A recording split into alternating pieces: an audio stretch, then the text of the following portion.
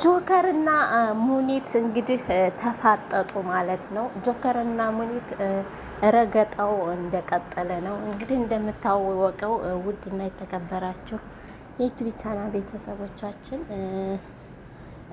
ቻናላችንን ላይክ፣ ሰብስክራይብ እያደረጋችሁ እንግዲህ በቲክታክ እና በተለያዩ ሶሻል ሚዲያዎች ታዋቂ የሆኑት ሙኒት እና ጆከር በሚባል በፎቶ የማይታወቅ ነገር ግን በድምፁ በረገጣ አንደኛ ቲክታከርን በሙሉ የተቆጣጠረ ጆከርን ታውቁታላችሁ ብዬ አስባለሁኝ።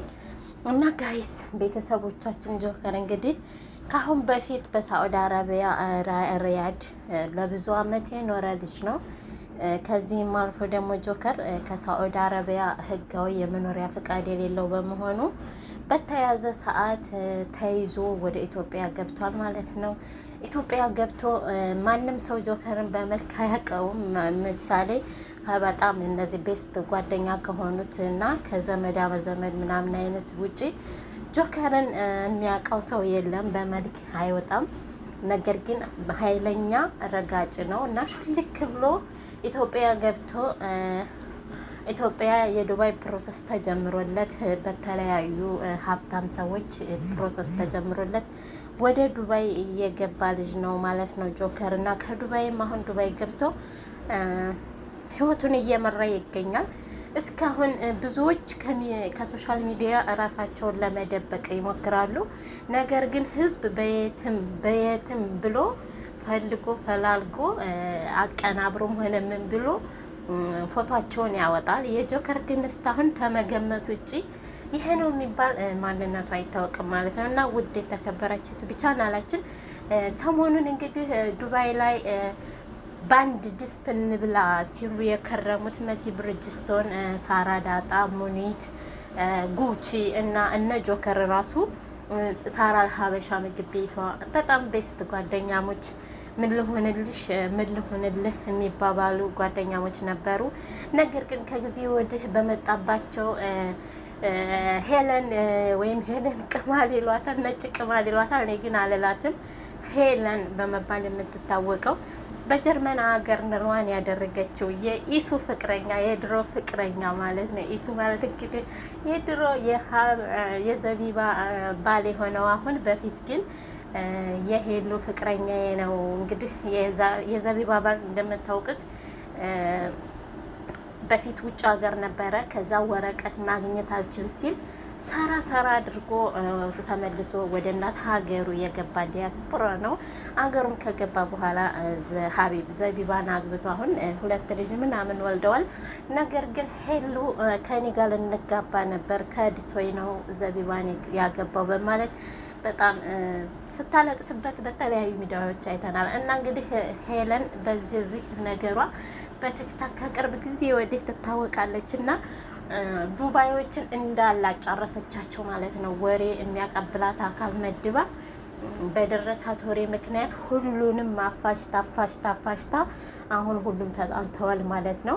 ጉቺ፣ ዛራ ሀበሻ፣ ሞኔት፣ ሳራ ዳጣ፣ መሲ ብርጅስቶን ሁሉም ተጣልተዋል። ነጋይስ ከዚህ የተነሳም አልፎ ጆከርና ሙኒት በጣም ነገሩን አክርረውት እንግዲህ ሙኒት እንደምታውቋት ባሏ የውጭ ሀገር ዜጋ ነው፣ ግን አረብ አይመስለኝም። አላቅም፣ አረብ አይመስለኝም። ሱዳኒ ይሁን ምን ይሁን ባላም የውጭ ሀገር ዜጋ እንደሆነ አውቃለሁ። እና ሀብታም ነኝ የምትል ሰው ናት። በቤቷ 6 ሰራተኛ የሴት ሰራተኞች አሏት። ምግብ 1፣ ልጆች 2፣ ልብስ የሚያጥብ 3፣ ቤት ጽዳት 4፣ እንደዚህ እያለች ወደ 6 ሰራተኛ የቀጠረች እንግዲህ ራሷን ሀብታም ነኝ በማለት የምትታወቀው ሙኒት ዱባይ ላይ የራሷ የሆነ ኤመርጀንሲ አላት። ደላላ ናት። ሰዎችን ከኢትዮጵያ ወደ ዱባይ እየወሰደች ስራ አስገባለሁ ትላለች እና ታስገባለችም።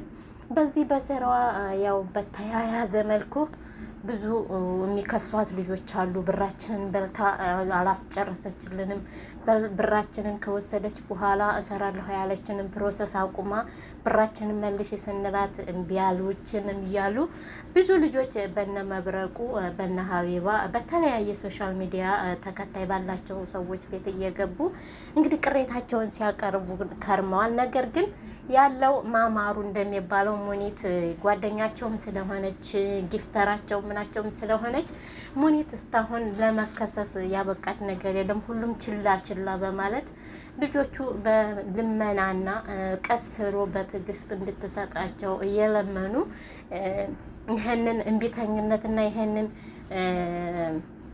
በጉልበት አድራለሁ የምትለውን ነገር እያለባበሱላት እስካሁን ድረስ ሙኒት እንደዚህ የጥፋቷ ነገር ታውጆባት አያውቅም። ነገር ግን ይህ ተገቢ ነው ብዬ እኔ አላምንም።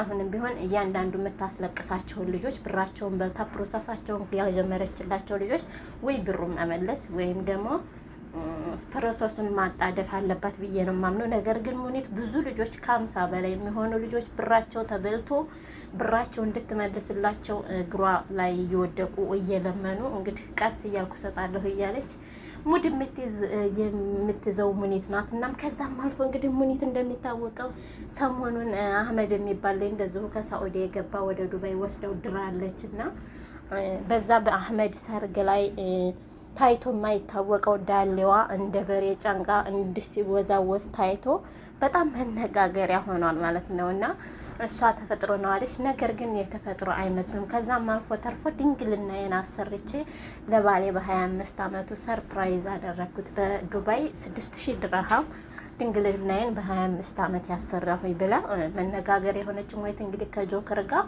በጣም የተፋለመና በጣም ከባድ የሆነ ፍልሚያ ተያይዘዋል። ሙኒትም አንተን ከዚህ ከዱባይ ምድር አስወጥቼ ሞቼ እገኛለሁ እያለች ነው እንግዲህ። ጆከርም ምንም አታመጭም አታስወጭኝም ማንም ሰው እንዳትለምኗት ብሎ እየረገጣት ነው። ማልቀስ ደረጃ ድረስ እያስለቀሳት ይገኛል። እሷም ሄድበታለሁ ማንም ሰው አያቆመኝም ከዱባይ አባረረዋለሁ ብላ ቆርታ ተነስታ እንግዲህ ፕሮሰሶችን ከጆከርን ከዱባይ ለማስባረር በብዙ ጥረት እያደረገች እንደሆነ ብዙ መረጃዎች እየወጡ ነው ያሉት እና ጆከር ግን ምንም አታመጣም። ዱባይ ፒስ ቢሆንም ከነሱ ጋር ማንነቴን፣ ቁጥሬን፣ መልኬን አሳልፌ አሰጠኋቸውም አታቀኝም እያለ ነው ያለው እና እንግዲህ የሚሆነውን ቤተሰቦቼ ሚኒቲም ከሰሞኑን በቅርብ አዲስ ዜና ተሰማላችሁ። ከዱባይ አባርረዋለሁ የሚል ንግግር አድርጋለች። እሱም ደግሞ እንዳትፈሩ፣ ለተከታዮቹና ለአድናቂዎቹ እንዳትፈሩ፣ ምንም ነገር ማድረግ በእኔ ላይ አቅም የላትም፣ ምንም አታመጠም ብሎ አድናቂዎቹንና ደጋፊዎቹን እያጽናና ነው ያለው። ሙኒትም እንግዲህ ዱባይ በእጄ ናት ባሌ ይንጣና ምናምን እርምጃ ወስዳለሁ ብላለች። እንግዲህ ዱባይ ለአንድ ሰው ናት ተብሎ ማሰብ ይከብዳል። እንግዲህ ፊልማው በምን እንደሚጠናቀቅ እናያለን። አብረን ይዘንላችሁ የምንመጣ ይሆናል። ፊልማውና ረገጣው በአሸናፊነት እንደሚጠናቀቅ ይዘንላችሁ እንመጣለን።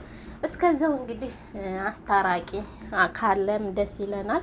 ቢያስታርቋቸው ጥሩ ነው። ግን ዞሮ እምቢ ካሉም ደግሞ በማ አሸናፊነትና በማ የበላይነት ነገሩና ረገጣው እንደሚያበቃ አብረን ተከታትለን መረጃውን ይዘን እንመጣለን። እስከዛው ቪዲዮአችንን ላይክ፣ ሰብስክራይብ እያደረጋችሁ አብራችሁን ቆዩ ማለት ነው።